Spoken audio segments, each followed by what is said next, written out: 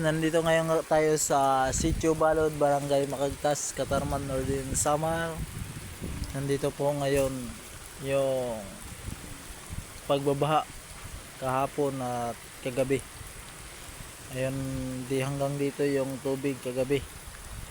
Ito nga eh. Nandito pa yung nilinis na yung dinala ng baha.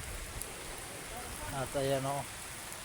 At ayan sa kabila, ayan nga yung tao na yun naglilinis ng kanilang bahay.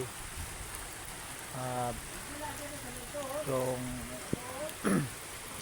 sa ating mga katibi, mga katibi, sana mayroon kayong may hatid na mga ibang video o mga para sa inyong lugar, dun sa kanilang lugar. Kailangan mayroon mayroon cellphone kasi para maka video pag mayroon mga ganitong baha.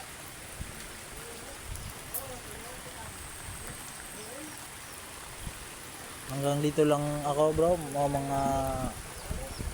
hanggang dito lang ako, mga kaigsuon.